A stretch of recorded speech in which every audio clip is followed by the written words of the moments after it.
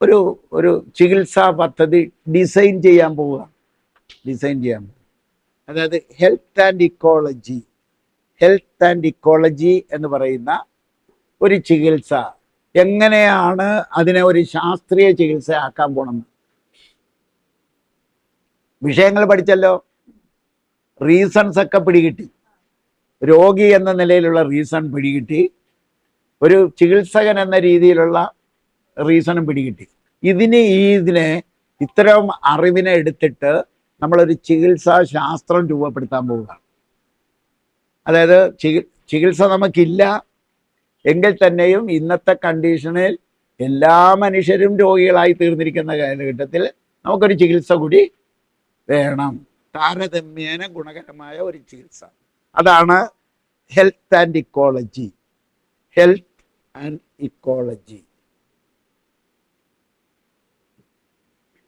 And ഇക്കോളജിക്ക് 6 ഭാഗങ്ങളുണ്ട്. 6 ഭാഗങ്ങൾ. 1, ശോധനം എന്ന് പറയുന്നൊരു ഭാഗമുണ്ട്. ശോധനം എന്ന് പറഞ്ഞാൽ എന്താ അർത്ഥം? ശോധനം എന്ന് പറഞ്ഞാൽ ശുദ്ധി വരുത്തലാണ്. ശോധനം എന്ന് പറയുന്ന ഒരു ഭാഗമുണ്ട്, ശുദ്ധി വരുത്തൽ. 2, സന്തുലനം എന്ന് പറയുന്നൊരു ഭാഗമുണ്ട്. അത് സന്തുലിതമായി നിലനിർത്തേണ്ടത് എങ്ങനെയാണ്, സന്തുലനം എന്ന് പറയുന്നൊരു ഭാഗമുണ്ട്. കാരണം എന്താ രോഗം എന്നാ പഠിച്ചേ?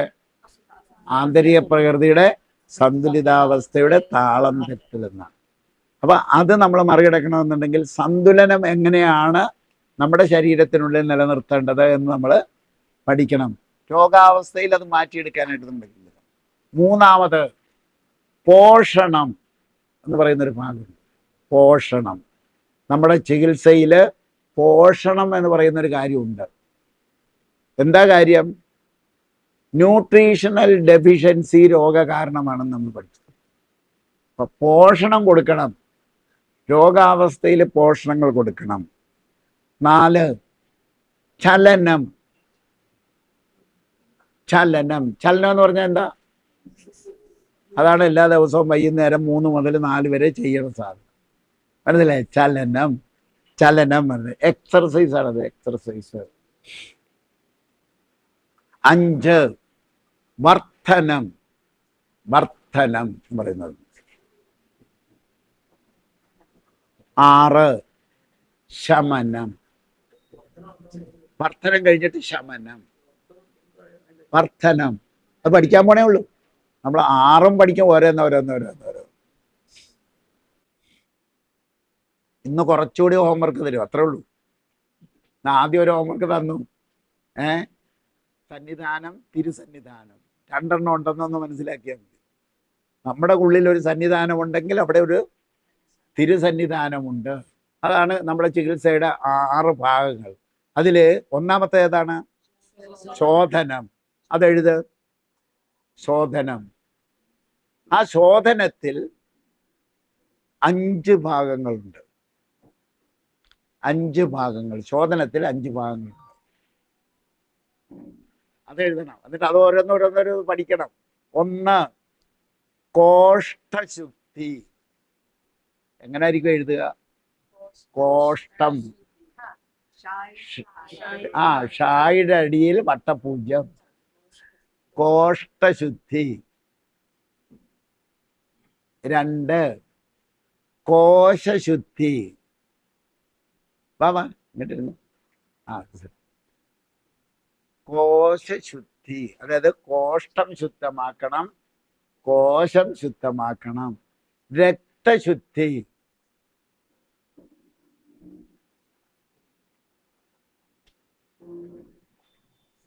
മനഃശുദ്ധി.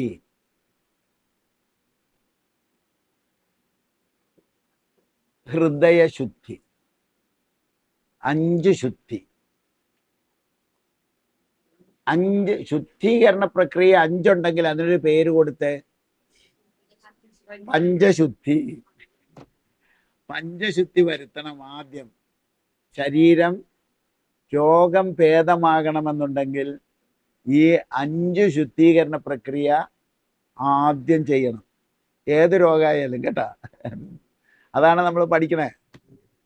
അപ്പൊ ശോധനത്തില് കോഷ്ഠശുദ്ധി, കോശശുദ്ധി, രക്തശുദ്ധി, മനഃശുദ്ധി, ഹൃദയശുദ്ധി. ഇനിയിപ്പോ നമുക്ക് ആദ്യം ഏതാ പഠിക്കണ്ടേ? കോഷ്ഠശുദ്ധി.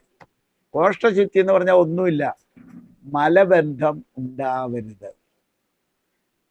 മലബന്ധം ഉണ്ടാവരുത്. അപ്പൊ എന്താ അറിയണം? ആദ്യം മലബന്ധം എന്താണെന്ന് അറിയണം. മലബന്ധം എന്താണെന്ന് അറിയാനല്ലേ മലബന്ധം ഉണ്ടോ ഇല്ലെന്ന് അറിയാൻ പറ്റുള്ളൂ. എന്താണ് ഈ മലബന്ധം എന്ന് പറഞ്ഞാൽ? വയറ്റിന്ന് പോകാതിരിക്കുക.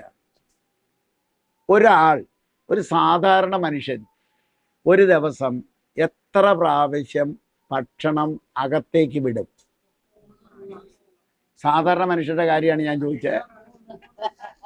ഒരു സാധാരണ മനുഷ്യൻ ഒരു ദിവസം എത്ര പ്രാവശ്യം ഭക്ഷണം അകത്തേക്ക് വിടും? 3 പ്രാവശ്യം വിടും. സാധാരണ ഇതിൽ 4 വിടുന്നവരുണ്ട്. അതല്ല, 3 പ്രാവശ്യം വിടും. അങ്ങനെയാണെങ്കിൽ എത്ര പ്രാവശ്യം ഈ മാലിന്യം, കഴിച്ച ഭക്ഷണത്തിന്റെ മാലിന്യം പുറത്തേക്ക് പോകണം? 3 പ്രാവശ്യം പോകേണ്ടതല്ലേ? 3 പ്രാവശ്യം പോകേണ്ടതാണ്.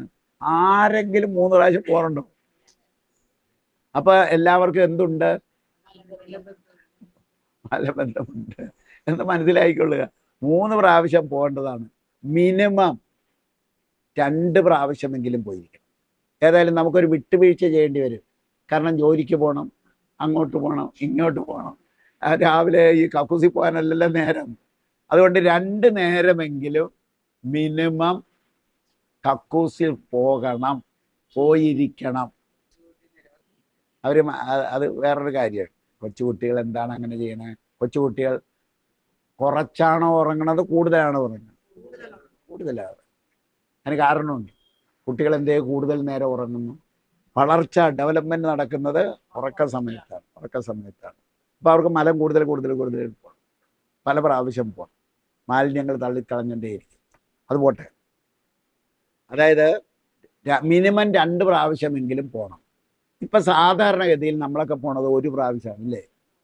നാളെ മുതൽ വൈകുന്നേരങ്ങളിൽ കൂടി മലം പോകണ്ട എന്ന് തോന്നുന്നില്ലെങ്കിലും എന്ത് ചെയ്യണം?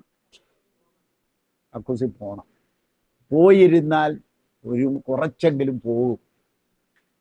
അതിനെ നമ്മൾ മടി കാണിക്കരുത്. കാരണം ഒരു ദിവസത്തെ 3 നേരത്തത് നമ്മുടെ ഉള്ളിൽ കിടക്കുകയാണ്. കക്കൂസിൽ പോകണമെന്ന് തോന്നൽ വന്നില്ല, അതുകൊണ്ട് പോകുന്നില്ല എന്ന് പോകാതിരിക്കരുത്. കാരണം മലബന്ധം എല്ലാ രോഗങ്ങൾക്കും കാരണമാണ്. അതിൽ നേരിട്ട് ബന്ധമുള്ള 2-3 രോഗങ്ങളുണ്ട്. നേരിട്ട് ബന്ധം: അർശസ്, ഫിസ്റ്റുല, ഹെറണ്യ. ഇത് 3ഉം മലബന്ധം മാറ്റാതെ ഏതെങ്കിലും ചികിത്സ എടുത്തിട്ടുണ്ടെങ്കിൽ അത് ഒരിക്കലും മാറില്ല. ഒന്ന് മാറി മറ്റൊന്നായി തിരിച്ചു മറിച്ച് കിടക്കത്തുള്ളൂ. അത് നമുക്ക് 3 പ്രാവശ്യം വെളിയിൽ പോകണമെന്ന് മാത്രം മനസ്സിലാക്കിയാൽ മതി. ഡൈജസ്റ്റീവ് സിസ്റ്റം വർക്ക് ചെയ്യുന്നത് ഓരോരുത്തരിലും ഡിഫറൻ്റ് ആയിട്ടാണ്. നമുക്ക് കണക്കൂട്ടി നമ്മൾ ഇന്നത് കഴിച്ചാൽ ഇത്ര സമയം കൊണ്ട് വരണം എന്ന് പറയാൻ പറ്റില്ല. അപ്പം അതുകൊണ്ട് അതിനെപ്പറ്റി നമ്മൾ ചിന്തിക്കുകയേ വേണ്ട. നമ്മൾ ജനറൽ ആയിട്ടുള്ള കാര്യമാണ് നോക്കണം. 1 പ്രാവശ്യം കഴിച്ചാൽ 3 പ്രാവശ്യം കഴിച്ചാൽ 3 പ്രാവശ്യം പോകേണ്ടതാണ്. 2 പ്രാവശ്യമെങ്കിലും നമ്മുടെ വയറ്റിൽ നിന്ന് പോകണം എന്ന് ചിന്തിക്കുക. ഓക്കെ, പിടികിട്ടിയല്ലോ? ഇനി ഈ മലബന്ധം മാറ്റാനുള്ള വഴികളാണ് നമ്മൾ അറിയേണ്ടത്. മലബന്ധം ഉണ്ടായാൽ വയറ്റിൽ നിന്ന് പോകുന്നില്ല. ചിലർ വന്ന് പറയുന്നൊരു കാര്യമുണ്ട്, രാവിലെ പോയതാണ്, കുറച്ച് കഴിഞ്ഞ് ഒന്നുകൂടി പോകണമെന്ന് തോന്നി, പോയി. വീണ്ടും ഭക്ഷണം കഴിച്ചപ്പോഴത്തേക്ക് വീണ്ടും പോകണമെന്ന് തോന്നി. അതെന്താ? അത് മലബന്ധമാണ്. മനസ്സിലായില്ലേ? ആദ്യം പോയപ്പോൾ തീർത്തു പോയില്ല എന്നാണ് അതിൻ്റെ കാരണം. മേളിൽ നിന്നും ഭക്ഷണത്തിൻ്റെ പ്രഷർ വരുമ്പോൾ വീണ്ടും പോകണമെന്ന് തോന്നും. അതാണ് അത് കാര്യം. അപ്പോൾ അത് മലബന്ധമാണ്. അപ്പോൾ പറയണത് എന്താ? ഞാൻ ഒരു ദിവസം രാവിലെ 3 പ്രാവശ്യം പോയതാണ്, പിന്നെ എങ്ങനെയാണ് എനിക്ക് മലബന്ധം എന്നാണ് ചോദിക്കണേ. യഥാർത്ഥത്തിൽ അത് മലബന്ധമല്ലേ? മലബന്ധമല്ലേ? അതാണ് മലബന്ധം. വയറ്റിലെ കാര്യമാണ് നമ്മൾ പറഞ്ഞത്. എന്നാൽ കണ്ണിന് മലമുണ്ട്, കാതിന് മലമുണ്ട്, മൂക്കിന് മലമുണ്ട്, തലച്ചോറിന് മലമുണ്ട്, ഓരോ കോശത്തിനും മലമുണ്ട്. കണ്ണിനും കാതിനും മൂക്കിനും തലച്ചോറിനും മലമുണ്ട്. വളരെ പ്രധാനപ്പെട്ട അവയവങ്ങളല്ലേ ഇതെല്ലാം. കണ്ണും കാതും മൂക്കും തലച്ചോറും. അതിൻ്റെ മലം പോകുന്ന വഴി ഏതാ? ഉച്ഛ്വാസവായുവിലേടാണ് അത് പോണത്. കാരണം കാതിൻ്റെ മലം അപ്പോൾ തന്നെ ഈ വാക്വം, ഇവിടെ ഒരു കാവിറ്റി ഉണ്ട്, ആ കാവിറ്റിയിലേക്ക് വരണം. വന്നാൽ ഉടനെ ഉച്ഛ്വാസവായുവിലൂടെ അത് വെളിയിൽ പോകണം. കണ്ണിൻ്റെ മലം അങ്ങോട്ട് വരണം, തലച്ചോറിൻ്റെ മലം അങ്ങോട്ട് വരണം, മൂക്കിൻ്റെ മലവും അങ്ങോട്ട് വരികയും ഇത് അനുനിമിഷം പോകണം. 3 നേരം പോയാൽ പോരാ. വയറ്റിലത് 3 നേരം പോയാൽ മതി.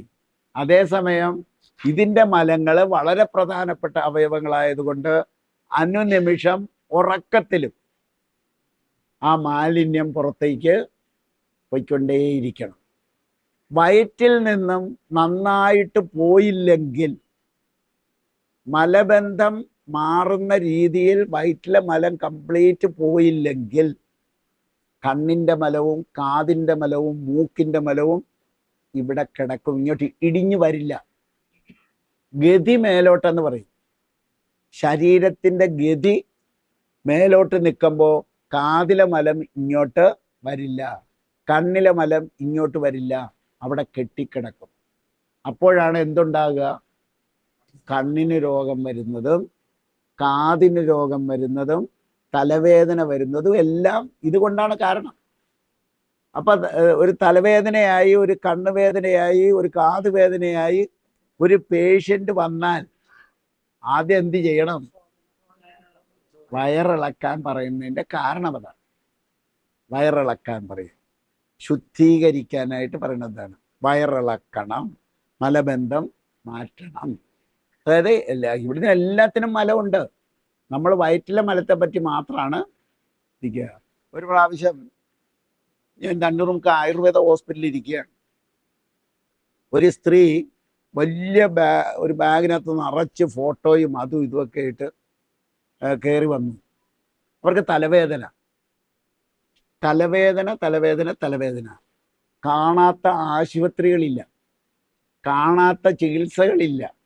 ഹോമിയോ, ആയുർവേദം, ഇംഗ്ലീഷ് മാറി മാറി ഡോക്ടർമാരെ കണ്ടുകൊണ്ടിരിക്കുകയാണ്. എല്ലാ സ്കാനിങ്ങും ചെയ്തു, സകലതും ചെയ്തു, തലവേദന പോണില്ല. ഇത് പറഞ്ഞ് അവസാനം ഡോക്ടർമാർ എന്ത് കൊടുത്തെന്നറിയാമോ? മാനസിക രോഗത്തിനുള്ള മരുന്ന് കൊടുത്തു. മാനസിക രോഗത്തിനുള്ള മരുന്ന് കൂടി കൊടുത്തു. അവസാനം ആരോ പറഞ്ഞറിഞ്ഞിട്ടാണ് തണ്ണീർമുക്കത്ത് ആയുർവേദ ആശുപത്രിയിൽ ഞാൻ ഇരിക്കുന്ന സ്ഥലത്ത് ഇവർ കയറി വരണേ. ചോദിച്ചു തലവേദന. ഞാൻ എന്തായിരിക്കും ആദ്യം ചോദിക്കുക? വയറ്റിൽ നിന്ന് പോയിട്ടുണ്ടെന്നാ ചോദിക്കുക. കാരണം എന്താ? നമുക്ക് തലവേദനയുടെ കാരണം ഒന്ന് വയറ്റിൽ നിന്ന് പോയിട്ട് അറിയാവുന്നത് കൊണ്ട് വയറ്റിൽ നിന്ന് പോയിരുന്നുണ്ടോ? എൻ്റെ സാറേ, എൻ്റെ കൊച്ചിലെ തുടങ്ങിയതാണ് ഈ വയറ്റിൽ നിന്ന് പോകാത്ത രോഗം. അഥവാ പോകുന്നത് ആട്ടും കാട്ടം പോലെ.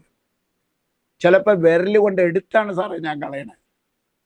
ഏതെങ്കിലും ഒരു ഡോക്ടർ ചോദിച്ചോ? ഇത് ചോദിച്ചില്ല.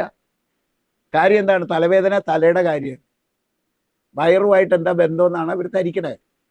അങ്ങനെയല്ല. ഞാൻ വയറിളക്ക് മാത്രമേ ചെയ്തുള്ളൂ. കാരണം വർഷങ്ങളായിട്ടുള്ളത് കൊണ്ട് മാസത്തിലൊന്ന് കൃത്യമായും വയറിളക്കിക്കൊള്ളാൻ പറഞ്ഞു, കുറച്ച് നാളത്തേക്ക്. കാരണം ഈ മലം തള്ളി വരേണ്ടത് ഒരു ഋതമുണ്ട്, ഒരു താളമുണ്ട്. ആ താളം പോലും പോയി കിടക്കുക. അപ്പം ആ താളം നമ്മൾ വീണ്ടെടുക്കണമെന്നുണ്ടെങ്കിൽ വയറിളക്കിയേ പറ്റൂ. അപ്പോൾ വയറിളക്കി ശേഷം പിന്നെ നമ്മൾ നല്ല വയറ്റിൽ നിന്ന് പോകാൻ അനുയോജ്യമായ നല്ല പിണ്ടി പച്ചടി, സലാഡുകൾ, സലാഡുകൾ, ഇലക്കറികൾ, പേരക്ക, മുരിങ്ങക്ക ചമ്മന്തി, ഇങ്ങനെ കുറേ സാധനങ്ങൾ കൊടുക്കും. കൊടുത്ത് വയറ് മാസത്തിൽ ഇളക്കും. വയറ്റിൽ നിന്ന് പോകുന്നുണ്ടെങ്കിലും ഇളക്കാൻ പറഞ്ഞു. വയറ്റിൽ നന്നായിട്ട് പോകുന്നുണ്ട്, നടക്കില്ല, മാസം 1-ാം തീയതി എന്ന് പറഞ്ഞാൽ വയറിളക്കിയിരിക്കണം.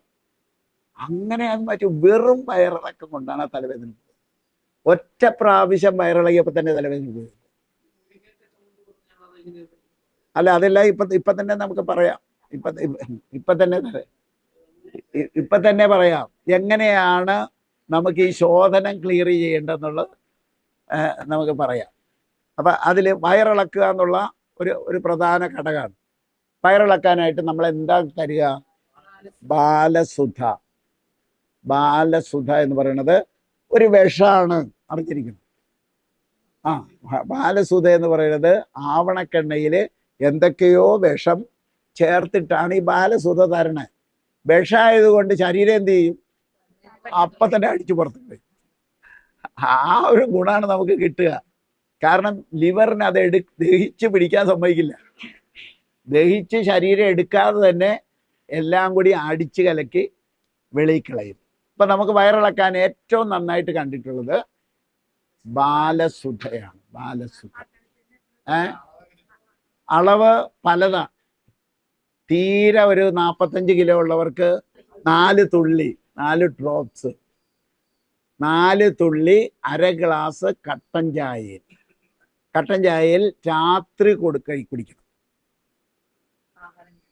ആഹാരമൊക്കെ കഴിഞ്ഞ് കിടക്കാൻ നേരത്ത് 4 തുള്ളി 1/2 ഗ്ലാസ് കട്ടൻ ചായയിൽ കുടിക്കുക. ഇനി 4 തുള്ളി കഴിച്ചിട്ട് വയറ്റിൽ നിന്നും ഇളകില്ല, എന്ത് ചെയ്യണം? അതൊരു 6 തുള്ളി ആക്കണം. കട്ടൻ ചായ അല്ലാതെ കഴിക്കാൻ ബുദ്ധിമുട്ടാണത്. മധുരം ഇട്ടോ? കട്ടൻ ചായയിലോ കട്ടൻ കാപ്പിയിലോ കുടിക്കാം, വേണേ മധുരം ഇട്ടു. 4 തുള്ളി.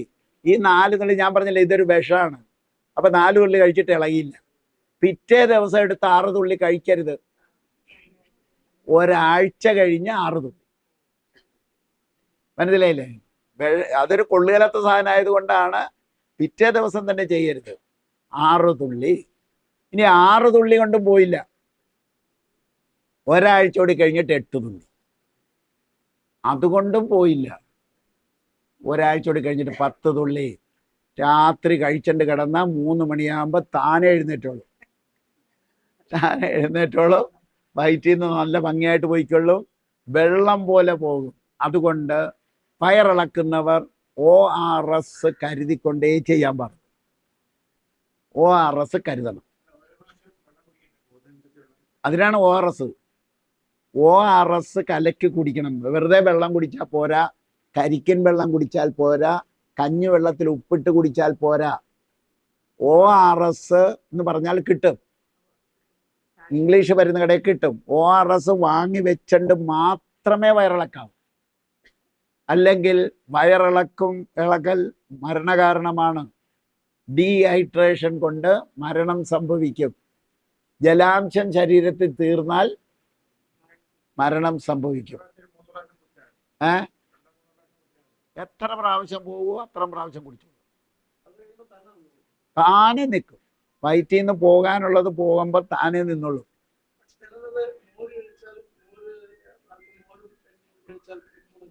അപ്പൊ നിൽക്കും. നിർത്തരുത്. നമ്മൾ എന്തിനാ ചെയ്യണേ? മാലിന്യം പോകാൻ വേണ്ടിയിട്ടാണ് നമ്മൾ ഇത് ചെയ്യണത്. അപ്പൊ ഇടയ്ക്ക് നിർത്താവോ? നിർത്തരുത്. അതിനാണ് ORS കഴിക്കാൻ പറയണത്. എല്ലാ ലവണങ്ങളും അതിനകത്തുണ്ട്. ശരീരത്തിന് വേണ്ട എല്ലാ ലവണങ്ങളും ORS ഉള്ളത് കൊണ്ടാണ് ഈ ORS തന്നെ വേണം എന്ന് പറയാൻ കാരണം. ലോകം മുഴുവൻ അംഗീകരിക്കപ്പെട്ടിരിക്കുന്ന ഒരു സാധനമാണിത്. അതിനെ നമ്മൾ പ്രകൃതിയാണ്, ഞങ്ങൾ കരിക്കും വെള്ളമേ കഴിക്കൂ എന്ന് പറഞ്ഞിട്ട് ORS തള്ളിക്കളയരുത്. ORS ഗുണകരമായ ഒരു സാധനം തന്നെയാണ്. അത് കിട്ടിയേ പറ്റൂ ശരീരത്തിന്, അല്ലെങ്കിൽ ഡീഹൈഡ്രേഷൻ വരും. അപ്പം അതുകൊണ്ട് വയറിളക്കിയ ശേഷം പിറ്റേ ദിവസം മുതൽ 4 ദിവസം കയ്യൂന്നി നീര് മൂക്കിലൊഴിക്കണം. കയ്യെണ്ണ എന്ന് പറയുന്ന ചെടിയില്ലേ, കയ്യെണ്ണയുടെ ഇല തിരുമ്മി എടുത്ത് വേറെന്താ പറയണ? കയ്യുന്യം എന്നൊക്കെ പറയും. കയ്യൂന്യം എന്നൊക്കെ പറയും. കയ്യൂന്നി നീര് മൂക്കിലൊഴിക്കണം. മൂക്കിലൊഴിക്കേണ്ട സമയം രാവിലെ 7, അറൗണ്ട് 7 AM മതി. 7 മുമ്പും ആകാം, 7 കഴിഞ്ഞും ആകാം. അറൗണ്ട് 7 മണി ആണ് മൂക്കിലൊഴിക്കേണ്ടത്. 1-ാം ദിവസം, അതായത് വയറിളകിയതിൻ്റെ പിറ്റേ ദിവസം രാവിലെ 7 മണിക്ക് ഓരോ ഡ്രോപ്പ്, ഓരോ തുള്ളി ഒഴിക്കുക. മൂക്കിനകത്തേക്ക് വലിച്ചു കയറ്റരുത്, ഒഴുകി കയറിയാൽ മതി. വലിച്ചു കയറ്റിയാൽ ഭയങ്കരമായിട്ട് നീറും. നീറിയാൽ എന്ത് ചെയ്യണം? ചിലപ്പോൾ നീറിയാൽ എന്ത് ചെയ്താൽ മതി? ഒരു ബക്കറ്റ് വെള്ളം പച്ചവെള്ളം എടുത്ത് വെച്ചിട്ട് തല കുനിച്ച് നിന്ന് ഈ മഗ് കൊണ്ട് വെള്ളം കോരി ആ ഒരു ബക്കറ്റ് ഒഴിക്കുമ്പോൾ വയ്ക്കുള്ളൂ. തലയിൽ ഒഴിച്ചാൽ മതി. പോവത്. ചിലരതല്ല, 4-ാം ദിവസം വലിച്ചു കയറ്റും. അതായത് 1-ാം ദിവസം 1 തുള്ളി വീതം, 2-ാം ദിവസം 2 തുള്ളി വീതം, 3-ാം ദിവസം 3 തുള്ളി വീതം, 4-ാം ദിവസം 4 തുള്ളി വീതം. ഇതെല്ലാവർക്കും എഴുതി കൊടുക്കുന്നതാണ്. ഇളക്കി കളയുമ്പോൾ കണ്ണിൻ്റെ വേദന പോകും, കാതിൻ്റെ വേദന പോകും, തലവേദന പോകും. പിന്നെ ഇയർ ബാലൻസ് എന്ന് പറയുന്ന ഒരു സാധനം കൊണ്ട് നടക്കില്ലേ, അതും പോകും. ഇയർ ബാലൻസ് തെറ്റിക്കിടക്കുന്നതെന്ന് പറയണില്ലേ, അതും പോകും. കാരണം ഈ സൈനസ് ക്ലീൻ ആകും. ഇപ്പം മലബന്ധം വയറിളക്കുമ്പോൾ ഈ കേന്ദ്രവും കൂടി ഇളക്കി കളയുക. അവിടെ മാലിന്യം ഇരിക്കാൻ പാടുണ്ടോ? കാരണം നമ്മുടെ ആജ്ഞാകേന്ദ്രമാണ്, നമ്മുടെ സന്നിധാനമാണ്, നമ്മുടെ ഈശ്വരൻ ഇരിക്കുന്ന ഇടമാണ്. അവിടെ പവിത്രമായിരിക്കേണ്ടതല്ലേ, ശുദ്ധമായിരിക്കേണ്ടതല്ലേ? അപ്പം അതുകൊണ്ട് അതിനെ ഇളക്കി കളയണം. ഇപ്പം 2 എണ്ണം ഇളക്കി കളയാൻ പഠിച്ചില്ലേ? ഇനി ഇത് ആരുടെങ്കിലും പോയി ചോദിക്കണോ? കണ്ണിന് അസ്വസ്ഥത വന്നു, കാതിന് അസ്വസ്ഥത വന്നു, യാത്ര ചെയ്താൽ ഉടനെ തലവേദന, മഴയുടെ 1 തുള്ളി വീണാൽ ഉടനെ തലവേദന, വെയിൽ കൊണ്ടാൽ തലവേദന. അവന്നവരൊക്കെ ഇത് ചെയ്തോണം.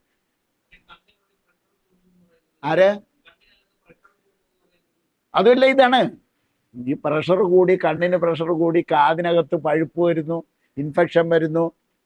ബ്ലാക്ക് ഫംഗസ് എന്നും പറഞ്ഞിട്ടൊരു രോഗം വന്നില്ലേ? കോവിഡ് വന്നപ്പോൾ ബ്ലാക്ക് ഫംഗസ് എന്ന് പറഞ്ഞിട്ടൊരു അസുഖം വ്യാപകമായില്ലേ? ഇതാണ് കാരണം. അവിടെ മാലിന്യം ഇരുന്നത് കൊണ്ടാണ് ഫംഗസ് വന്നത്. ക്ലിയർ ആയില്ലേ? തലനീറിറക്കല്ലേ ഇത്? തലനീറിറക്കത്തിന് വേറെ പറഞ്ഞുതരാം. മനസ്സിലായില്ലേ? ഇത് ഓരോന്ന് പഠിച്ചോണം. എന്നിട്ട് ഓടി വന്ന് എൻ്റെ അടുക്കൽ ചോദിക്കരുത് എന്നത് ചെയ്യണം, എൻ്റെ കാതിന് വേദന, അപ്പം ചെയ്ത് വെച്ചാൽ മതി. ഇത് ചെയ്താൽ മതി, പേടിക്കേണ്ട കാര്യമില്ല. ORS കരുതിയിരിക്കണം, അത്രേ ഉള്ളൂ. ORS കരുതുക, അത് ആരെങ്കിലും ചെയ്താൽ ഞാൻ ഉത്തരവാദിയല്ല. ഓരോ തുള്ളി ആദ്യത്തെ ദിവസം, 2-ാമത്തെ ദിവസം രാവിലെ ഈ 2 തുള്ളി, 3-ാമത്തെ ദിവസം 3 തുള്ളി, 4-ാമത്തെ ദിവസം 4 തുള്ളി മതി. ഇത് അപ്പം തന്നെ കഫം വായിൽ വരും. അത് 2 മൂക്കിൽ ഒഴിക്കണം. അല്ലല്ല, 1, 1, 2, 2, 2, 4, 3, 3, 6, 4, 4, 8. അതെ ഏട്ടാ, വീതം. പിന്നെന്താ, വയറിളക്കം പെട്ടെന്ന് തീരും കേട്ടാ. അതാണ്. ഇപ്പൊ ഒരു വർഷങ്ങളായിട്ട് മലബന്ധമുള്ളവരാണെങ്കിൽ മാസത്തിൽ 1 വെച്ച് ഇളക്കണം. അല്ലെങ്കിൽ മലം പോകുന്നില്ല എന്ന് തോന്നിയിട്ടുണ്ട്, ഇളക്കിയാൽ മതി. കണ്ണിന് അസ്വസ്ഥത, കണ്ണിന് ചൊറിച്ചില്, കാതിന് ചൊറിച്ചില്, തലവേദനയൊക്കെ തുടങ്ങുമ്പോൾ ഇളക്കിച്ചാൽ മതി.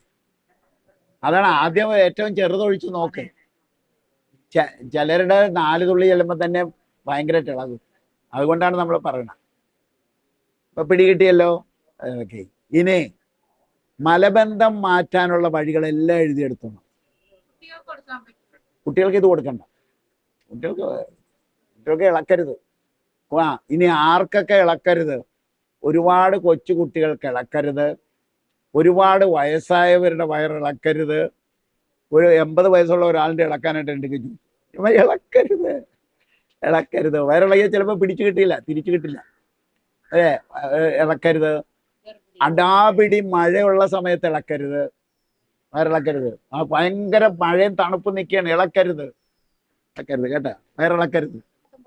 അതായത് ഒട്ടനവധി ചെറു സസ്യങ്ങളെ നമ്മൾ ചവിട്ടി മെതിച്ച് കളഞ്ഞു. അതിൽ കുറേ എണ്ണമെങ്കിലും നമ്മൾ നട്ടുപിടിപ്പിക്കേണ്ടി വരും. അതിലൊന്നാണ് കയ്യുന്നി. കാരണം കയ്യുന്നിയുടെ ഇനിയും ഉണ്ട് ഉപയോഗം.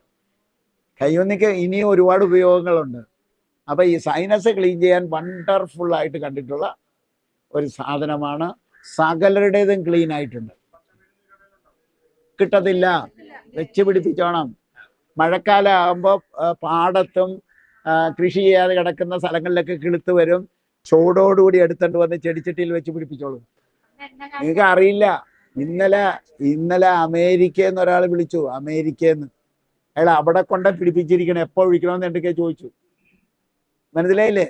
അതിൻ്റെ ഉപയോഗം മനസ്സിലായ? അമേരിക്ക വരെ അവരെ പറ്റിച്ചു കൊണ്ടുപോയി ചെടിച്ചട്ടി വെച്ച് കിളിപ്പിച്ച് വെച്ച് എന്നെ വിളിച്ചിരിക്കുന്നു.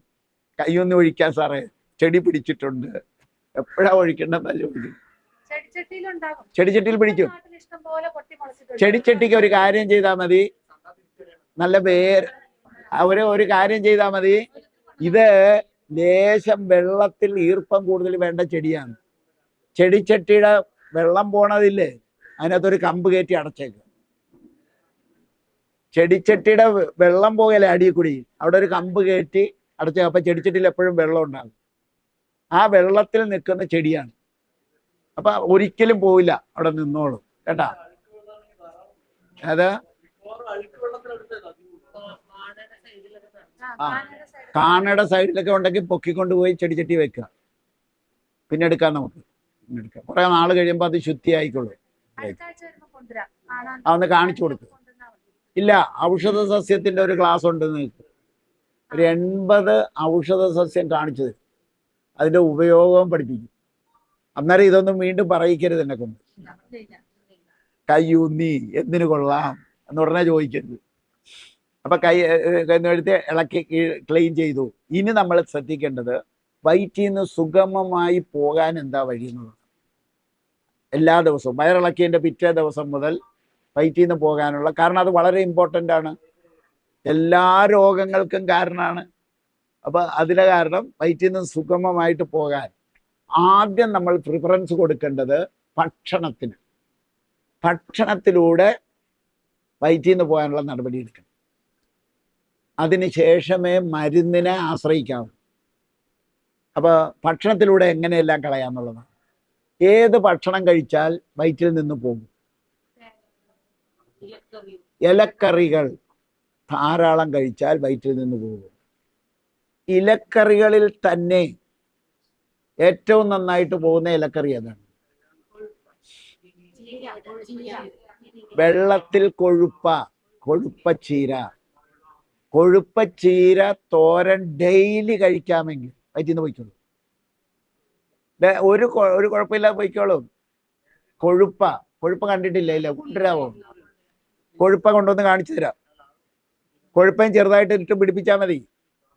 പിടിപ്പിച്ചാൽ സാമ്പാർ ചീരയല്ല, സാമ്പാർ ചീരയും വയറ്റിൽ നിന്ന് പോകും. ഇത് കൊഴുപ്പച്ചീര എന്ന് പറയും. വെള്ളത്തിൽ കൊഴുപ്പ തോരൻ വെക്കാൻ നല്ലതാണ്. തോരൻ എന്ന് പറഞ്ഞാൽ ഉപ്പേരി വെക്കാൻ നല്ലതാണ്. അതൊരു കറിയായിട്ട് കൂട്ടിയാൽ മതി. ഇലക്കറികൾ വെള്ളത്തിൽ നിൽക്കും. വെള്ളത്തിൻ്റെ മേലെ വളരുന്ന സാധനം, വെള്ളത്തിൽ പൊങ്ങിക്കിടന്ന് പായൽ പോലെ തന്നെ വളരും. പക്ഷേ അതിൻ്റെ വേര് മണ്ണിലായിരിക്കണം, എങ്കിലേ വളരുള്ളൂ. പൊന്നാങ്കണ്ണിയല്ല, അതല്ലാണ്. പൊന്നാങ്കണ്ണിയല്ല ഇത് കൊഴുപ്പ. ഈ തോരൻ വെക്കാൻ തന്നെയാണ്. ആലപ്പുഴ മാർക്കറ്റിൽ സ്ത്രീകൾ ഇങ്ങനെ കെട്ടായിട്ട് കൊണ്ടുവരും. 10 രൂപ ഒരു കെട്ടിന്, 10 രൂപ. ഞാൻ ഇവിടെ എറണാകുളത്ത്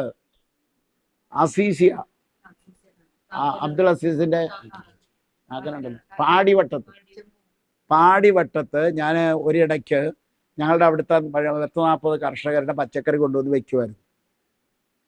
ഞാനാണ് അതൊരു 3 മാസം എൻ്റെ കാറിലാണ് അടിച്ചിട്ടുള്ളത്. അപ്പം ഞാൻ ഈ ഇതുണ്ടല്ലോ കൊഴുപ്പയുടെ കെട്ടും കൂടി ഒരു സ്ത്രീ വന്നിട്ട് പറഞ്ഞു, സാറേ എൻ്റെ കൊഴുപ്പയുടെ കെട്ടും കൂടി കൊണ്ടുപോയി. ഞാൻ പറഞ്ഞു എടുത്തു വെച്ചു, ഒരു 10 കെട്ട് എടുത്ത് വെച്ചിട്ട് ഇവിടെ കൊണ്ടുവന്ന് ഞാൻ തന്നെയാണ് ഇറക്കി വെക്കണേ, കടയിൽ കൊണ്ടുവന്ന് ഇറക്കി വെക്കണം. ഇറക്കി വെച്ചിട്ടിരുന്നപ്പോൾ ഒരാൾ വന്നേച്ചും ചോദിച്ച്, ഇതെന്താണ് സാധനം? ഞാൻ പറഞ്ഞു ഇത് കൊഴുപ്പാണ്. ഇതെന്തിനാണ്? വയറ്റിൽ നിന്ന് പോകാൻ നല്ലതാണ്. ഒറ്റ നിമിഷം കൊണ്ട് 10 തീർന്നു. ഞാനവിടെ ഇറക്കി വെക്കണതിന് മുമ്പ് ഈ 10 ആളുകൾ മേടിച്ചോണ്ട് പോയി. എന്താ കാര്യം? അപ്പൊ നല്ല മാർക്കറ്റുള്ളൊരു സാധനമാണ് ഈ കൊഴുപ്പ. ഈ ഒരുപാട് വരുമായിരുന്നു, മാർക്കറ്റിൽ വരുമായിരുന്നു. അവിടെയൊക്കെ വരും, ആലപ്പുഴയിലൊക്കെ വരും, മാർക്കറ്റിൽ വരും. മാർക്കറ്റിൽ വരുന്നത് നമുക്ക് വിശ്വസിക്കാൻ പറ്റില്ല. കാരണം ഈ അഴുക്കുള്ള തോട്ടിലൊക്കെ ഇത് ധാരാളം വളരും. അത് വിള്ളിക്കൊണ്ട് നമ്മളൊരു തണ്ടെടുത്ത് കുത്തിവെച്ചാൽ മതി. കുളത്തിന്റെ മാടിന് വെച്ച് കൊടുത്താൽ മതി, അല്ലെ ചെടിച്ചട്ടിയിൽ വെച്ച് കൊടുത്താൽ മതി, പിടിച്ചോളും. ദിവസം പറമ്പിലേ പോകാവൂ. കാരണം സ്റ്റോണൊന്നും ഉണ്ടാക്കില്ല. കുലധർമ്മം നടത്തണം, കുലധർമ്മം നടത്തണം. ഏറ്റവും നന്നായിട്ട് കിളുക്കും, ഏറ്റവും നന്നായിട്ട് കിളുക്കും. പേരക്ക എല്ലാം നല്ല ഭംഗിയായിട്ട്. കുഴപ്പമില്ല, 3 പേരക്ക മിനിമം കഴിക്കുക. കുട്ടികൾക്കാണെങ്കിൽ 1 പേരക്ക ഡെയിലി കൊടുക്കാമെങ്കിൽ, ഡെയിലി പേരക്ക കൊടുക്കാമെങ്കിൽ വയറ്റിൽ നിന്ന് പോകും. വയറ്റിൽ നിന്ന് പോവുക മാത്രമല്ല, വിരയുണ്ടെങ്കിൽ, കൃമി ഉണ്ടെങ്കിൽ അതും പോകും പിറ്റേ ദിവസം. കുട്ടികളുടെ വയറ്റിൽ വിരയ്ക്ക് മരുന്ന് കൊടുക്കരുത്, കഴിയുന്നത്ര കൊടുക്കാണ്ടിരിക്കുക. സാധാരണ ഇപ്പോൾ ഒരു അംഗനവാടി സ്കൂളുകളിലൊക്കെ കുട്ടികൾക്ക് വിരമരുന്ന് കൊടുത്തോണ്ടിരിക്കുകയാണ്. തെറ്റാണ്. ഗവൺമെൻറ് ചെയ്യുന്ന ഒരു തെറ്റാണ്. കുട്ടികളുടെ ഉള്ളിൽ വിരയുണ്ടോ എന്ന് പരിശോധിച്ചിട്ട് കൊടുക്കേണ്ട ഒരു മരുന്നാണ് അത്. സകല കുട്ടികൾക്കും കൊടുത്തോണ്ടിരിക്കുകയാണ്. ആ മരുന്ന് കൊടുത്താൽ വിര ചത്ത് വെളി പോകുമെങ്കിൽ എന്തായിരിക്കാം ആ മരുന്ന്? ഒരു ചെറിയ വിഷമായിരിക്കും, ഇല്ലേ? അത് ലിവറിനെ ബാധിക്കും കൊച്ചുകുട്ടികൾക്ക്. ആ ലിവറിനെ ബാധിച്ചാൽ അത് കുട്ടികൾക്ക് ലിവറിനെ ബാധിക്കുമെന്നുള്ളത് കൊണ്ട്, അഥവാ ആരെങ്കിലും ഇംഗ്ലീഷ് മരുന്ന് വിരയ്ക്ക് കൊടുത്താൽ 7 ദിവസം കുട്ടികൾക്ക് ബി കോംപ്ലക്സ് സിറപ്പ് കൊടുത്തിരിക്കണം. കമ്പൽസറി. ഇനി അതിന് സ്കൂളിൽ ചെന്നപ്പോൾ ടീച്ചർമാർ കൊടുത്തു, അംഗനവാടി പോയപ്പോൾ കൊടുത്തു എന്നിരിക്കട്ടെ, നമുക്കൊന്നും ചെയ്യാൻ പറ്റില്ല. ഗവൺമെൻറ് നിയമമാണത്. കൊടുത്തോട്ടെ. കൊടുത്തു കഴിഞ്ഞാൽ 7 ദിവസം B complex, vitamin B complex syrup 7 ദിവസം കുട്ടികൾക്ക് കൊടുത്തിരിക്കണം. അതുണ്ടാക്കുന്ന ദൂഷ്യം നമ്മൾ മാറ്റിയെടുത്തിരിക്കണം. അതല്ല പേരക്ക കൊടുത്താൽ വയറ്റിൽ നിന്ന് പോകും, വയറ്റിൽ നിന്ന് വരെയും പോകും. ഇപ്പോൾ ഒരു കൊച്ചിന് ഞാൻ എപ്പോഴും പറയും, പേരക്ക കൊടുത്തു, പിറ്റേ ദിവസം വയറ്റിൽ നിന്നും വര പോയി. പിറ്റേ ദിവസം ഒരു പേരക്ക കൊടുത്തു, പിറ്റേ ദിവസം കൊച്ചിൻ്റെ വയറ്റിൽ നിന്ന് മലത്തിൻ്റെ കൂട്ടത്തിൽ 3 വര ഉണ്ടായിരുന്നു, പോയി. പിന്നെ ആ അമ്മ ആ കൊച്ചിന് പേരക്ക കൊടുക്കുമോ?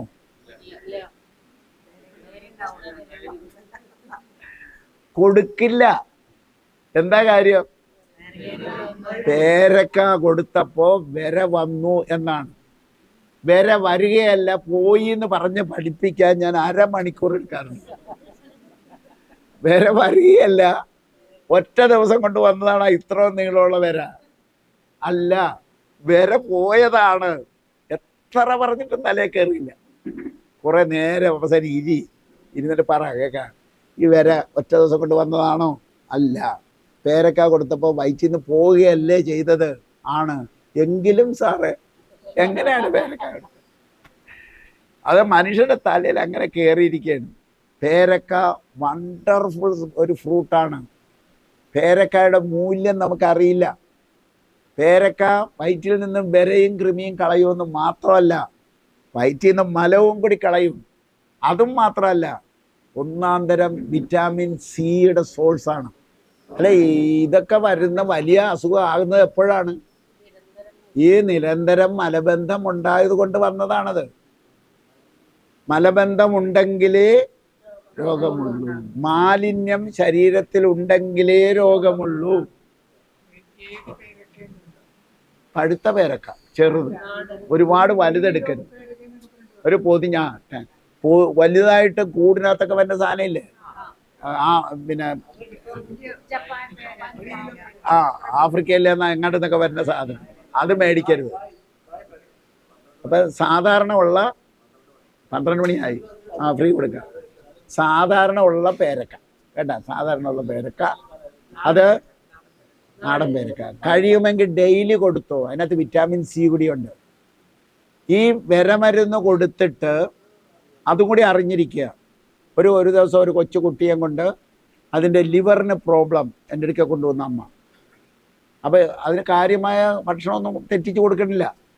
ഞാൻ അവസാനം ഞാനൊരു ഊഹിച്ചെടുത്തു, വിരമരുന്ന് കൊടുക്കണുണ്ടോ എന്ന് ചോദിച്ചു. കൊടുക്കണുണ്ട്. എങ്ങനെയാ കൊടുക്കുക, എത്ര ദിവസം കൂടുമ്പോൾ കൊടുക്കുക?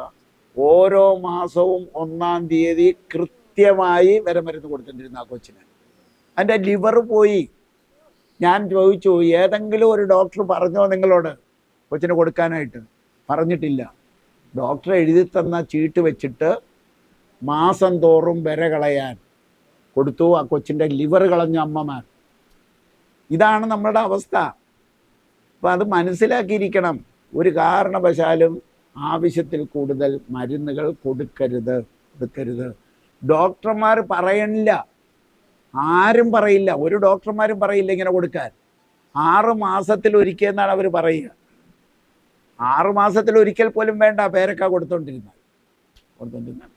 പക്ഷേ പേര എന്ന് പറയുന്ന മരത്തെ നമ്മൾ നെഗ്ലക്റ്റ് ചെയ്ത് കഴിഞ്ഞിരുന്നിരിക്കുന്ന ഒരു സാധനമാണ് അല്ലേ? എന്താ അതിൻ്റെ കാരണം? താനെ പോലും കിളുക്കും. കേരളത്തിൽ താനെ, നിങ്ങൾ നട്ടില്ലെങ്കിൽ പോലും കിളുക്കുന്ന ഒരു സാധനമാണിത്. പറിച്ചു കളയാതിരുന്നാൽ മതി, കിളുക്കുന്ന ഒരു സാധനം. അപ്പൊ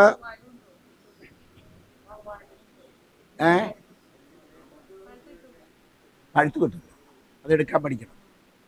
നമുക്ക് വേണ്ടത് എടുക്കാൻ പഠിക്കണം, അത് പിന്നെ പഠിക്കാം. അപ്പോൾ ഒരു ബ്രേക്ക് വേണമെന്ന് പറയുന്നു. 12 മണിയായി. രോഗത്തിൻ്റെ കാര്യമായപ്പോൾ നല്ല ശ്രദ്ധയുണ്ട്. കംപ്ലീറ്റ് പഠിപ്പിച്ചു തരും. രോഗത്തിൻ്റെ കംപ്ലീറ്റ് അങ്ങ് പഠിപ്പിച്ചു തരും. അതുകൊണ്ട് ഇപ്പോൾ വയറ്റിൽ നിന്ന് പോകുന്നില്ല, കാൽ മുരിങ്ങക്ക വെച്ച് ചമ്മന്തി അരച്ച് ഒരു നേരം കഴിച്ചു, എന്നിട്ടും പോകുന്നില്ല. എന്ത് ചെയ്താൽ മതി? മുരിങ്ങക്കായുടെ അളവ് ഇത്തിരി കൂട്ടിയാൽ വയറ്റിൽ നിന്ന് പോയിക്കൊള്ളൂ. അപ്പോൾ മുരിങ്ങക്ക പേരക്കയായി, മുരിങ്ങക്ക ചമ്മന്തിയായി, ഇലക്കറികളൊക്കെയായി. ഇനിയാണ് ഇതും പോരാതെ വന്നാൽ മാത്രമേ മരുന്നിലേക്ക് പോകാവൂ. ഒരുപാട് മരുന്നുകളുണ്ട് ആയുർവേദത്തിൽ, ഒരുപാട് മരുന്നുകളുണ്ട്. അതിൽ ഏറ്റവും നല്ല മരുന്ന് എന്ന് പറയുന്നത് ചിന്നാമുക്കിയില.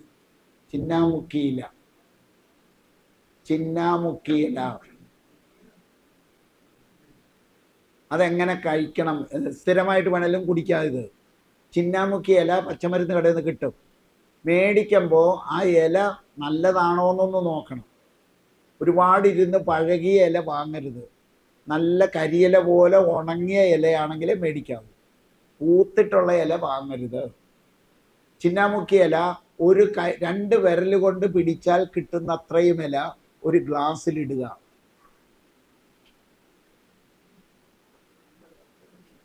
അതിനകത്തേക്ക് ഒരു 15 ഉണക്ക കറുത്ത മുന്തിരിങ്ങ ഇടുക. അതായത് ചിന്നാമുക്കി ഇലയും മുന്തിരിങ്ങയും. വെള്ളമൊഴിച്ച് ഒരു ഗ്ലാസ് വെള്ളം ഒഴിക്കുക. രാവിലെ ഇങ്ങനെ റെഡിയാക്കി മൂടി വയ്ക്കുക. ഉണക്കമുന്തിരി, കറുത്ത ഉണക്കമുന്തിരിങ്ങ ഒരു 15 എണ്ണം. ചിന്നാമുക്കി ഇലയും ഉണക്കമുന്തിരിങ്ങയും കൂടി ഇട്ട് വെള്ളമൊഴിച്ച് ഒരു ഗ്ലാസ് മൂടി വയ്ക്കുക രാവിലെ. രാത്രി കിടക്കുന്നതിന് മുമ്പ് ആ മുന്തിരി ഞെരടി ചേർക്കുക, വെള്ളത്തിൽ ഞെരടി ചേർക്കുക, അരിച്ചെടുത്ത് കുടിക്കുക. പിറ്റേ ദിവസം മുതൽ വയറ്റിൽ നിന്ന് നന്നായിട്ട് പൊയ്ക്കൊള്ളും. ഇളക്കാനുള്ളതല്ല, വയറ്റിൽ നിന്നും പോകാനുള്ളതാണ്.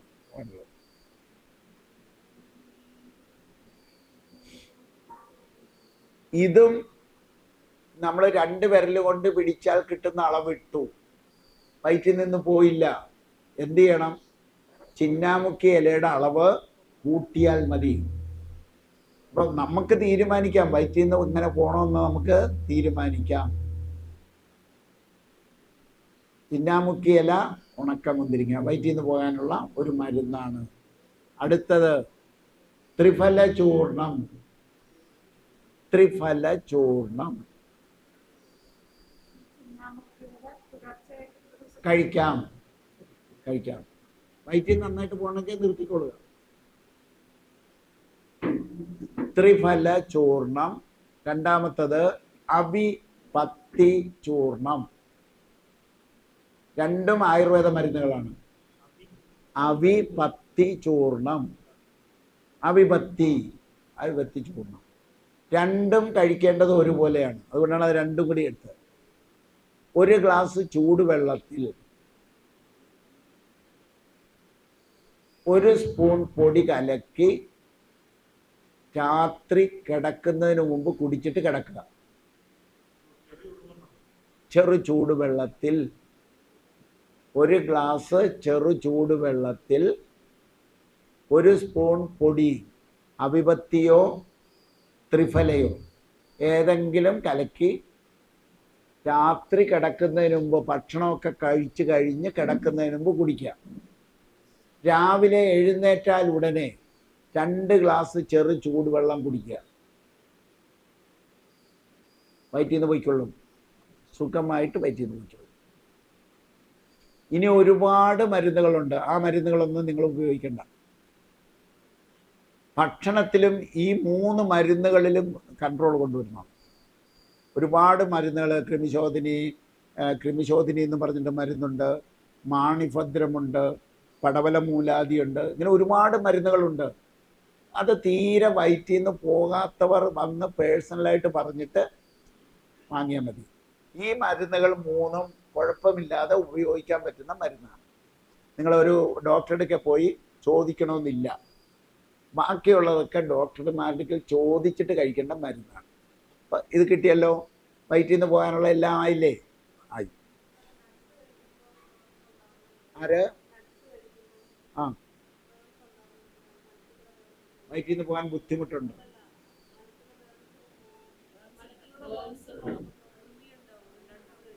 കൃമിയോ?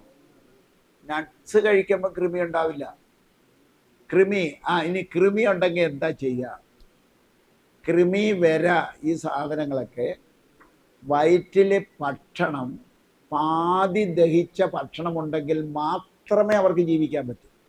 അത് അറിഞ്ഞിരിക്കണം. അതായത് കൃമിയും വരയ്ക്കും നമ്മുടെ വയറ്റിൽ സുഖമായിട്ട് ജീവിക്കണമെങ്കിൽ അവർക്ക് ഭക്ഷണം വേണ്ടേ? അത് പാതി ദഹിച്ച ഭക്ഷണം വയറ്റിലുള്ളത് കൊണ്ടാണ് അവരൊരുപാട് പെരുകാൻ കാരണം. അതാണ്. അതിനെന്ത് ചെയ്താൽ മതി? പൂർണ്ണമായും ഭക്ഷണം ദഹിച്ച് മാറണം. എന്ത് ചെയ്താൽ മതി? മാസത്തിൽ 2 ഉപവാസം, ഫ്രൂട്ട്സ് മാത്രം കഴിച്ചുകൊണ്ട് ഉപവാസം എടുത്താൽ മതി. ദഹിച്ചു പോയിക്കോളും മുഴുവൻ. കൃമി ഉണ്ടാവില്ല. 1, അതായത് ഭക്ഷണം പൂർണ്ണമായും ദഹിക്കാൻ അനുവദിക്കണം. രാവിലെ കഴിച്ച ഭക്ഷണം ദഹിച്ച് തീരുന്നതിന് മുമ്പ് അടുത്തത്, അത് ദഹിച്ച് തീരുന്നതിന് മുമ്പ് അടുത്തത്, ഇങ്ങനെ ചെന്നുകൊണ്ടിരുന്നാൽ അവർക്കുള്ള സുഖമായ ഭക്ഷണം അതിനകത്തുണ്ട്. അതുകൊണ്ടാണ് അവർ സർവൈവ് ചെയ്യുന്നത്. അല്ലെങ്കിൽ അവർക്ക് അവിടെ വയറ്റിനുള്ളിൽ സർവൈവ് ചെയ്യാൻ പറ്റില്ല. അതൊന്ന്. മറ്റൊന്ന്, കൃമി എന്ന് പറയുന്നത് ഒരു കാരണവശാലും വയറ്റിൽ പെരുകില്ല, വയറിനുള്ളിൽ പെരുകില്ല. അവർ മുട്ടയിടുന്നത് സന്ധ്യ സമയത്ത് മലദ്വാരത്തിന് പുറത്ത് വന്നിട്ടേ മുട്ടയിടും. അപ്പോഴാണ് മലദ്വാരത്തിൽ ചൊറിച്ചിലുണ്ടാകുക. കുട്ടികളെ സംബന്ധിച്ച് ചൊറിച്ചിലുണ്ടാകുക.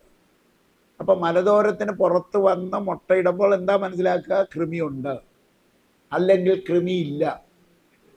അപ്പോൾ ഇത് നമ്മളുടെ ഭക്ഷണം പാകം ചെയ്യുന്നവർ, അരയ്ക്കുന്നവർ, അടുക്കളയിൽ കല്ലിൽ അരയ്ക്കുന്നവരുടെയൊക്കെ അവർക്ക് കൃമി ഉണ്ടെങ്കിൽ, ഇപ്പം വേലയ്ക്ക് ഒരാൾ വരുന്നുണ്ട്, അല്ലെങ്കിൽ വീട്ടിലുള്ളവർക്ക് തന്നെ കൃമിയുണ്ടെങ്കിൽ, ഭക്ഷണം പാകം ചെയ്യുകയും അരയ്ക്കുകയൊക്കെ ചെയ്യുന്നവരുടെ നഖത്തിൻ്റെ ഇടയിൽ ഈ മുട്ട കയറുകയും അത് ഭക്ഷണത്തിലൂടെ മറ്റൊരാളിൻ്റെ ഉള്ളിൽ ചെന്നാലേ കൃമി വരും. കാരണം ഇവർ പുറത്താണ് മുട്ടയിടുക.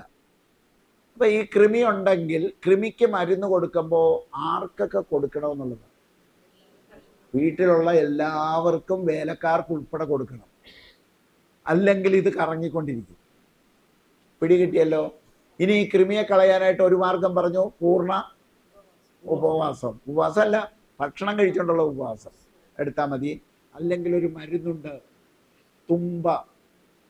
തുമ്പയില്ലേ, പാത്രം തേക്കാൻ ഉപയോഗിക്കുന്ന തുമ്പ. ഒരു 4-5 ഇല എടുത്ത് അരച്ച് രാവിലെ വെറും വയറ്റിൽ കഴിച്ചാൽ മതി. ഒരു 3 ദിവസം. ഒരു 4-5 ഇല തുമ്പ, ഓണത്തുമ്പ. ഓണത്തുമ്പ നമ്മളെ തുമ്പപ്പൂ തുമ്പയില്ലേ, പാത്രം തേക്കാൻ ഉപയോഗിച്ചിട്ടിരുന്ന തുമ്പ. ആ തുമ്പ തുമ്പയല്ലേ പാത്രം തേക്കാൻ ഉപയോഗിച്ചിട്ടിരുന്നത്? അയ്യോ, ഈ തുമ്പയും ചാരവും കൂടിയാണ് പാത്രം തേക്കണേ. വാഴയിലും ചാരമല്ല, തുമ്പ. അതായത് നമ്മുടെ പണ്ടത്തെ കിണ്ണങ്ങളില്ലേ, കിണ്ണങ്ങളെല്ലാം ഭംഗിയായിട്ട് തെളിയണമെന്നുണ്ടെങ്കിൽ ഈ തുമ്പയും ചാരവും കൂടി ഒരുമിച്ചെടുത്ത് തേച്ച് കഴിയാൻ മതി. നല്ല വിളക്കൊക്കെ തേക്കണമെങ്കിൽ, നിലവിളക്കൊക്കെ തേക്കണമെന്നുണ്ടെങ്കിൽ ഇത് രണ്ടും കൂടി ഇട്ട് തേച്ചാൽ മനസ്സിലെ. കഴിഞ്ഞ തലമുറ പ്ലേറ്റിലാണ് ഭക്ഷണം കഴിച്ചത്, കിണ്ണത്തിൽ കഴിച്ചിട്ടില്ല. കിണ്ണത്തിൽ കഴിച്ചവർക്കൊക്കെ ഇത് അറിയാം. കിണ്ണമില്ല പണ്ട് കാലത്തെ കിണ്ണം. ആ കിണ്ണത്തിനകത്ത് ഇത് ഭക്ഷണം കഴിച്ചിട്ടിരുന്നവരെല്ലാവരും തുമ്പ ഉപയോഗിച്ചിരിക്കും. കാരണം അല്ലെങ്കിൽ അതിൽ ക്ലാവ് പിടിക്കും. അത് കറുത്ത് വരികയും ചെയ്യും. അപ്പം അത് കണ്ട കഴിക്കില്ല. അതിനകത്ത് അവിടെ തിളങ്ങിയിരിക്കണം, സ്വർണം പോലെ തിളക്കിയെടുക്കുന്നത് ഇത് വെച്ചിട്ട്. തുമ്പക്കുടം എന്നാണ് പറയുക. തുമ്പക്കുടം. ഇനി കുട്ടികളെ സംബന്ധിച്ചിടത്തോളം ഈ കൃമി വന്നാൽ വൈകുന്നേരം അവർ ഒരുപാട് കരച്ചിലും ബഹളവും ആയിരിക്കും. ഇമ്മീഡിയറ്റ് ആയിട്ട് ആ കൃമിയെ കൊല്ലാൻ ഒരു വഴിയുണ്ട്. ഒരു വേരൻ അല്ലെങ്കിൽ പെരിങ്ങലത്തിന്റെ തളിരല എടുത്തിട്ട് കയ്യിലിട്ട് തിരുമി ആ നീര് ചന്തിയിൽ തേച്ചു കൊടുത്താൽ കൃമി പോയി. അന്നത്തെ ദിവസം പുറത്തു വന്ന കൃമി മുഴുവൻ ചത്തുപോയിക്കൊള്ളും. ഒരു വേരൻ. അതുകൊണ്ട് ഈ ഒരു വേരനൊരു പേരുണ്ട്, തീട്ടപ്പരുത്തി എന്ന് പേരുണ്ട്. പണ്ട് കാലത്ത് അമ്മുമ്മമാർ കുട്ടികൾ മലവിസർജനം നടത്തി കഴിഞ്ഞാൽ ചന്തി കഴിയിച്ചു കഴിഞ്ഞാൽ കൃമി ഉണ്ടെങ്കിലും ഇല്ലെങ്കിലും തീട്ടപ്പരുത്തിയുടെ തളിരില പറിച്ച് തിരുമേ ചന്തിക്കൊരു തൂപ്പും തൂത്തേ വിടുള്ളായിരുന്നു. പണ്ടുള്ള അമ്മുമ്മമാരത് ചെയ്യുമായിരുന്നു. പിടികിട്ടില്ലേ? കാരണം എങ്ങനെയായാലും കൃമി അന്നത്തെ പിള്ളേർക്ക് വരുമായിരുന്നു. ഇന്നങ്ങനെ ഇല്ലാത്തതിന്റെ കാര്യം എന്താ? കൃമിയെ കൊല്ലാനുള്ള കീടനാശിനി അകത്ത് ചെല്ലുന്നുണ്ട്. കൃമിയെയൊക്കെ കൊല്ലാനുള്ള കീടനാശിനി അകത്ത് ചെല്ലുന്നതുകൊണ്ട് തീട്ടപ്പരുത്തിയുടെ പ്രയോഗം ആവശ്യമില്ല. ഏത് ഒരു വേരൻ മരുന്നുടെ ഈ വഴിയിൽ മുഴുവനുണ്ട്. ഒരു വേരൻ, പെരിങ്ങലം, പെരു എന്നൊക്കെ പറയുന്ന സാധനം. അത് ഞാൻ നേരിട്ട് കൊടുക്കാം. കുട്ടികൾക്കാണെങ്കിൽ തേൻ ചേർത്ത് കൊടുക്കാം, നേരിട്ട് കഴിക്കാം. ഒരു വേരൻ കൊടുക്കാൻ പാടില്ല. ഒരു വേരൻ പഠിപ്പിക്കും. വളരെ സൂക്ഷിച്ച് കൈകാര്യം ചെയ്യേണ്ട ഒരു സാധനമാണ് ഒരു വേരൻ. അതെ, ചാണകക്കുഴിയിലൊക്കെ ഇടും. പെരിങ്ങലം വെളുത്ത പൂ ഉണ്ടാകുന്ന സാധനം.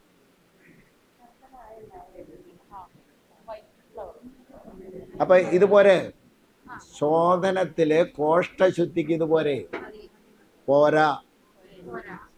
സൈനസ് മാത്രമേ ശുദ്ധിയാക്കിയുള്ളൂ. ഇനി നമുക്ക് ലങ്സ് ശുദ്ധമാക്കണം. ലങ്സ് ശുദ്ധമാക്കാനായിട്ട് മത്തങ്ങ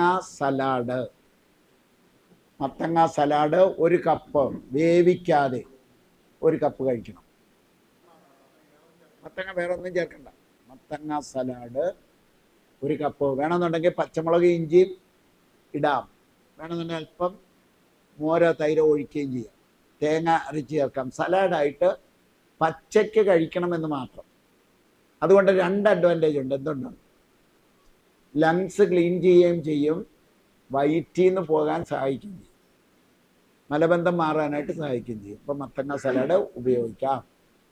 ഇനി അടുത്തത് കിഡ്നി ശുദ്ധമാക്കാൻ. ശോധനത്തിൽ വരുന്നതാണ് കിഡ്നി ശുദ്ധമാക്കാൻ. രാവിലത്തെ കുക്കുംബർ ജ്യൂസിനകത്ത് ഒരു 20 ചെറുള അല്ലെങ്കിൽ ചെറുപൂള ഇല അരച്ച് ചേർക്കുക. ചെറുപൂള ഇല അരച്ച് ചേർക്കുക. രാവിലത്തെ ഒരു 20 ഇല രാവിലെയും വൈകുന്നേരവും തരും. സന്തുലനം വരുമ്പം കുക്കുംബർ പറയും, രാവിലെയും വൈകുന്നേരത്തെ കുക്കുംബറിനകത്ത് 20 വീതം 2 നേരം. അതായത് യൂറിനറി ഇൻഫെക്ഷൻ ഉള്ളവരെല്ലാവരും ഇത് ചെയ്തു. യൂറിനറി ഇൻഫെക്ഷൻ ഉള്ളവരെല്ലാവരും ഇല 20 എണ്ണം വീതം 2 നേരം. റാഡിഷിൻ്റെ മുള്ളങ്കിയുടെ സലാഡ്, മത്തങ്ങ സലാഡ് പോലെ തന്നെ റാഡിഷിൻ്റെ സലാഡ് ഏതുമാകാം, പിങ്ക് ആകാം, വെള്ളയാകാം. അതും ഇതുപോലെ സലാഡായി 1 കപ്പ് കഴിക്കുക. സലാഡ് റാഡിഷിന് ഒരു വിഷവും ഇടണ്ട, അതിനെ ഒരു സാധനവും കുത്തില്ല കേട്ടാ. അതിന് ഒരു വളരെ രൂക്ഷതയുണ്ട്, നമുക്ക് തന്നെ കഴിക്കുമ്പോൾ അറിയാം. അതേസമയം കാരറ്റിന് അത് വേണം, റാഡിഷിനെ തൊടില്ല. റാഡിഷിൻ്റെ വിത്ത് മേടിച്ച് പാകാമെങ്കിൽ നിങ്ങൾക്ക് ഇവിടെ ഉണ്ടാക്കാം, ഇഷ്ടം പോലെ ഉണ്ടാക്കാം, നല്ല പോലെ ഉണ്ടാകാം. പച്ചയ്ക്ക് കിളുന്നിലേ കഴിക്കാം. ഇപ്പോൾ യൂറിനറി ഇൻഫെക്ഷൻ ഉള്ള നോർത്ത് ഇന്ത്യൻസ് മുഴുവൻ ഇത് പച്ചയ്ക്ക് കഴിക്കുന്നതാണ്. എല്ലാവരും കഴിക്കും, കാരണം അത് കിളുന്നായിരിക്കുമ്പോൾ കഴിക്കണം. കിളുന്ന കൊണ്ടുവരുമ്പം ചീത്തയാകും, അത് കാരണമാണ് വരാത്ത മാർക്കറ്റിൽ. നമ്മൾ നടുകയാണെങ്കിൽ കിളുന്ന എടുക്കാം. 1 കപ്പ്. നേരത്തെ പറഞ്ഞില്ലേ, മത്തങ്ങയുടെ 1 കപ്പ്, സലാഡുകൾ 1 കപ്പ്. പറ്റുന്നത് വേവിക്കരുതെന്ന് മാത്രം. ഇനി വേവിക്കാതെ കഴിക്കാൻ ബുദ്ധിമുട്ട് വരുമെങ്കിൽ കടുക് താളിച്ചിട്ട് കോരി ഇതിനകത്തിടാം. കടുക് പൊട്ടിക്കില്ലേ, കടുക് പൊട്ടിച്ചിട്ട് ഇതിനകത്തേക്ക് വേണം കോരിയിടാം. ഇതിട്ട് ചൂടാക്കരുത്. ആണോ? ചമ്മന്തി കഴിക്കാം, ചമ്മന്തി ആക്കാം, റാഡിഷ് ചമ്മന്തി. ഇനി അങ്ങനെ പറയാം, റാഡിഷ് ചമ്മന്തി. അപ്പൊ ഈ അളവ് വരുമോ?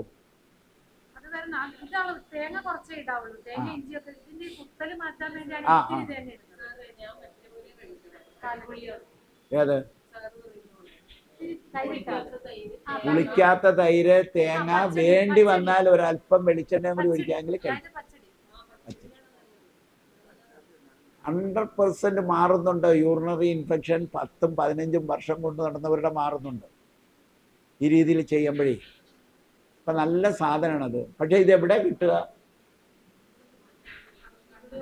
എല്ലാം വലിയ ആളുകളിൽ ചിലപ്പോൾ കിട്ടും, അല്ലെങ്കിൽ കൊങ്ങിണിമാർ താമസിക്കുന്ന ഏരിയയിലെ പച്ചക്കറി കട കിട്ടും. ആരാ?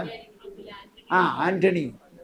ഇവിടെ കത്രിക്കടവിൽ പാല ഇറങ്ങുമ്പോൾ കത്രിക്കടവിൽ ഒരു കടയുണ്ട്, ഓർഗാനിക് ഷോപ്പ്. ആന്റണി എൻ്റെ സ്റ്റുഡൻ്റാണ്. ആന്റണിയും ഭാര്യയും എൻ്റെ സ്റ്റുഡൻ്റാണ്. അവർ ഓർഗാനിക് ഫാമിങ് നടത്തുന്നുണ്ട്. കാരണം അവിടെ കമ്പത്ത് ഓർഗാനിക് ഫാമിങ് 300 ഏക്കർ കൃഷി ചെയ്യുന്നുണ്ട്. അവിടുന്ന് പച്ചക്കറികൾ കൊണ്ടുവരുന്നുണ്ട്. അവിടുന്ന് വരുന്ന കാരണം നമുക്ക് വിശ്വസിച്ച് മേടിക്കാം. സീസണാണ്, നല്ലോണം ഉണ്ടാവും. രക്തം ശുദ്ധമാക്കാൻ നേരത്തെ ഒരെണ്ണം പറഞ്ഞു, മുരിങ്ങക്കായ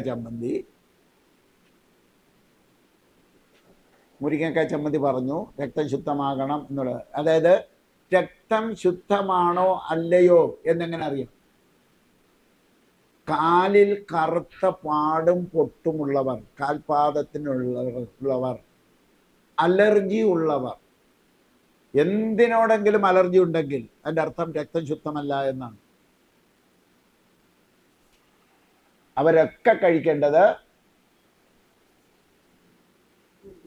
മുരിങ്ങക്ക ചമ്മന്തി. നേരത്തെ എഴുതിയിട്ടുണ്ട്. വയറ്റിൽ നിന്ന് പോകാൻ നല്ലതാണ്, രക്തം ശുദ്ധമാക്കാൻ നല്ലതാണ്. അതോടൊപ്പം കുടിവെള്ളം ഏതിൻ്റെതായിരിക്കണം? ലിവർ കറക്റ്റ് ചെയ്യാനായിട്ട്, ലിവർ ശുദ്ധമാക്കാൻ പൂവരശിൻ്റെ ഇല 4 എണ്ണം 10 ഗ്ലാസ് വെള്ളത്തിൽ തിളപ്പിച്ചത് ഡെയിലി കുടിവെള്ളം ആക്കിക്കോ എല്ലാവരും. ഇന്ന് മുതൽ പൂവരശിൻ്റെ ഇല 4 എണ്ണം 10 ഗ്ലാസ് വെള്ളത്തിൽ തിളപ്പിച്ചത്, അതാണ് കുടിവെള്ളം, ദാഹശമനിക്ക് പകരം. ഇനി പൂവരശിൻ്റെ ഇല കിട്ടിയില്ലെങ്കിൽ അതിൻ്റെ പൂവരശിൻ്റെ പൊടി ഇവിടെ ഉണ്ട്. പൂവരശിൻ്റെ പൊടി 1 സ്പൂൺ 10 ഗ്ലാസ് വെള്ളം. കാരണം ഇത് ലിവർ പ്രൊമോഷന് വേണ്ടിയിട്ടുള്ളതാണ്.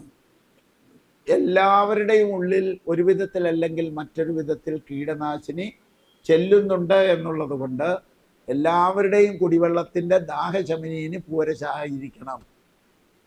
ആ പൂവരശിട്ട കുടിവെള്ളത്തിനോടൊപ്പം 5 ഗ്രാം നറുനീണ്ടിയും 5 ഗ്രാം പതിമുഖവും കൂടെ ഇട്ട് കുടിച്ചാൽ രക്തം ശുദ്ധമാക്കുകയും ചെയ്യാം.